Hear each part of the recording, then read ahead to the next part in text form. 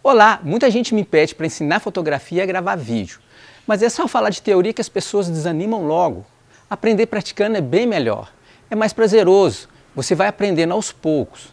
Mas aí você me pergunta, posso usar o celular para aprender? Vamos pensar, nem todo celular traz um modo manual, aquele que te dá vários ajustes. Pode parecer uma maravilha você ter um equipamento que ajusta tudo automaticamente. Você só precisa escolher a cena e clicar. No entanto, o automático da câmera é limitado. Ele padroniza muito. Logo você vai desanimar. O prazer da fotografia é poder criar. Você poder controlar o resultado. Isso traz muitas possibilidades e motivação. Mas aqui nós vamos ver tanto com o celular quanto com a câmera.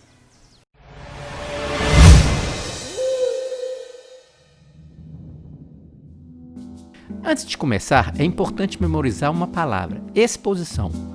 Por quê? É que para fotografar, a máquina precisa de luz. Exposição quer dizer exposição à luz. Isto é, eu tenho a imagem mais clara ou mais escura. Para começar, vamos praticar 3 ajustes muito importantes. O ISO, a abertura e velocidade. Eles vão regular a luz dentro da câmera. Mas não só isto, cada um deles também gera um outro efeito na fotografia. Montei um cenário aqui para a gente fotografar tanto com o celular quanto com a câmera. Tem uma luz, um objeto principal a ser fotografado e a gente vai fotografar primeiro com o celular, depois com aquela câmera que está em cima da mesa. Vamos simular todos aqueles itens para vocês entenderem a diferença que tem, tanto para o celular, para a câmera, como também item por item, o efeito que eles causam. Vamos lá. Bom, estamos aqui com o celular. Nós temos o modo automático, como eu falei, que ele vai ajustar tudo automaticamente. Você pode selecionar uma área, você tem pequenos ajustes aqui. E no modo manual, a gente tem uns ajustes mais interessantes. O foco, eu posso deixar ele em automático, não tem problema, porque ele vai me facilitar, tá? Eu seleciono a área que ele vai focar, ó, não tem problema, o foco automático trabalha muito bem, ele pode estar em automático, o foco. O balanço de branco eu vou deixar também em automático, porque agora não vai ser a hora de eu mexer com isso. A gente vai entender isso depois. Então, ele estando automático, ele vai trabalhar bem também. Então, o importante para a gente aqui a gente vai ver a velocidade e o ISO, porque a abertura no celular não tem, tá? Vamos fazer uma pausa para explicar melhor o ISO. Além do ISO mexer na exposição da foto, isto é, deixar mais clara ou mais escura, ele também gera um segundo efeito. O segundo efeito do ISO é gerar grão e ruído na foto. Quanto maior o ISO, mais grãos e ruídos eu tenho na foto. Para começar, eu vou jogar o meu ISO lá em 100, bem lá embaixo, para a gente trabalhar com o ISO 100, que eu consigo a melhor qualidade. Principalmente o celular, que tem um sensor pequeno, então a gente trabalhar com o ISO mais baixo é bem interessante. Para compensar, eu vou lá na velocidade e diminuo a velocidade. À medida que eu diminuo a velocidade, isto é, que a cortina fica aberta mais tempo, ela demora mais para abrir e fechar, então ela expõe o sensor por mais tempo, eu consigo expor corretamente. Então, dessa maneira, como está corretamente, eu posso fotografar. O segundo efeito da velocidade é o rastro de movimento. Se a cortina abre e fecha lentamente, ele vai pegar o rastro de um movimento muito rápido. Mas se a velocidade é rápida, isto é, a cortina movimenta rapidamente, ela congela o movimento rápido. Veja bem, se o meu objeto estivesse movimentando, então eu trabalhar com velocidades baixas poderia ser um problema, porque se a cortina demora para abrir e fechar, ela vai pegar um rastro de movimento. E muitas vezes isso para mim não é interessante. Inclusive, às vezes, esse rastro de movimento é tão pequeno, mas dá a sensação que está fora de foco, mas não está fora de foco. Você deixou a imagem tremer. Tremer no sentido, ela vai movimentar. É como se você estivesse tremendo a câmera também. Como o meu objeto está parado, eu posso baixar bastante e trabalhar, por exemplo, eu sou 1/20. Esse 1/20 significa 1 segundo dividido por 20. É a velocidade que o obturador trabalha. Tá? Então, nesse caso, agora eu posso vir cá e tirar foto. Bom, Mas se eu quero, por exemplo, fotografar um objeto em movimento, eu preciso de velocidades mais altas. Então eu tenho que aumentar a velocidade. Aí no celular eu teria que compensar e aumentar o ISO. Veja bem, o meu ISO já vai estar em 1600. Eu consegui uma exposição razoável. Então nesse caso eu posso fotografar também.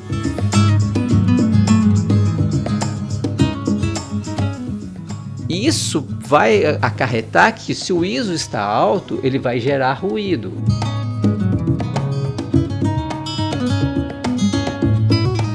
Então a gente vai entendendo esses segundos efeitos que os três elementos têm. Aqui não tem abertura, então eu não posso mostrar para vocês. Na câmera eu vou mostrar isso para vocês. Bom, agora a gente está com a câmera. Veja bem, na câmera eu tenho os três elementos que eu posso trabalhar: a compensação de exposição e também os outros três efeitos que cada um tem. Tá? Vamos acionar aqui. Um detalhe, vamos prestar atenção no fotômetro que essa câmera tem. Aqui no centro eu tenho um índice que mostra 0, mais 3 e menos 3. Se ela estiver em 0, ó, se eu vou zerar ela aqui, ó, quando está em 0, a princípio a gente vai falar que está bem exposta, tá? Mais para frente, quando estiver mais evoluído na foto, a gente vai entender algumas compensações que eu tenho que fazer, dependendo da cor, se a cor é branca, se a cor é preta, que a gente vai ter que fazer umas compensações. Mas não vamos falar disso agora. A gente sempre vai trabalhar com o fotômetro em 0. Então, se o fotômetro está em 0, ela está indicando que a foto está bem exposta, tá? A princípio é assim que a gente vai encarar. Então agora eu posso trabalhar tanto com a tanto com a velocidade, ó, estou aumentando, diminuindo a velocidade, a abertura e o ISO, tá? Então vamos abaixar o ISO para 100, lá embaixo para 100. Pronto. Veja bem, eu estou numa câmera que tem um sensor maior. Eu posso trabalhar com ISOs mais altos e conseguir uma foto sem ruído. Tudo depende da câmera e do tamanho do sensor. A diferença de tamanho de sensor da câmera para o celular é muito grande. Então a câmera trabalha muito bem o ISO. Mesmo com ISO alto você consegue fotos interessantes. Bom, o meu ISO está bem baixo, agora eu vou ter que ir lá na velocidade. Eu vou lá na velocidade e vou abaixá-la. Olha só, eu estou praticamente 1 sobre 5, quer dizer, ela está bem lenta. Bom, eu poderia também aumentar essa velocidade e ir para a abertura. Agora eu posso trabalhar a abertura, eu vou deixar a abertura, aumentar a abertura. Veja bem, o número da abertura, quanto menor, mais aberto está a lente. Só no caso da abertura é o contrário. Então eu posso diminuir o máximo aqui. No caso, como essa lente vai no máximo a 4.0, ela abre o máximo 4.0, eu não consigo mais do que isso. Então só me resta nesse momento mexer, bati errado, mexer na velocidade. Aí eu vou ter que abaixar um pouco. Pronto, é o máximo que eu consegui. Com esse ISO é o máximo que eu consigo nesses dois. Uma exposição, ela está bem perto de 0, tá vendo? Eu posso zerar definitivamente.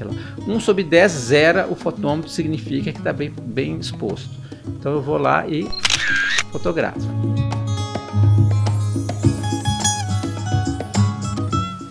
Ok? Bom, vamos entender isso melhor. Se o meu objeto estivesse movimentando, eu não poderia pôr uma velocidade tão baixa, tá? Então, porque à medida que a cortina abre e fica aberta, já houve um movimento lá. Então, me dá um borrão de movimento. Isso não é interessante. Para mim pegar um objeto que está em movimento e congelar, eu tenho que ter uma velocidade muito alta, porque a cortina vai ser tão rápida que não vai dar tempo do objeto mover. Bom, se eu tivesse movimentos muito rápido mesmo, então eu teria que aumentar aqui, ó. Poderia chegar, por exemplo, para 500. Tá? Mas para efeito, se o movimento não é muito rápido, a gente vai deixar 160. Então agora eu vou tentar compensar no ISO. Vamos aumentar o ISO até zerar lá, ó. Zerou, acabou. Posso fotografar.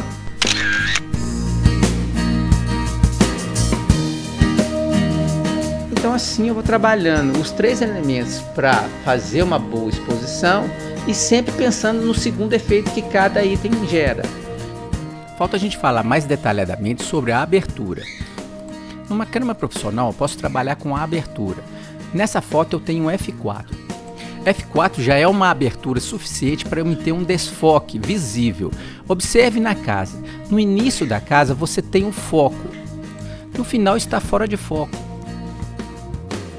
Se eu trabalhar com aberturas ainda maiores, como por exemplo 2.0, 1.8 e 1.4, eu teria áreas de foco muito menores, chegando ao ponto do olho estar em foco e a orelha não. Já com aberturas menores, como 16, 22, 32, você tem uma área de foco bem grande. Praticamente tudo estará em foco.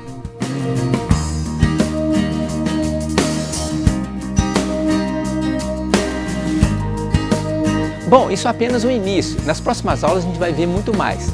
Não esquece de clicar no like e deixar seus comentários. Assim a gente pode aprofundar naquilo que te interessa, ok? Até a próxima!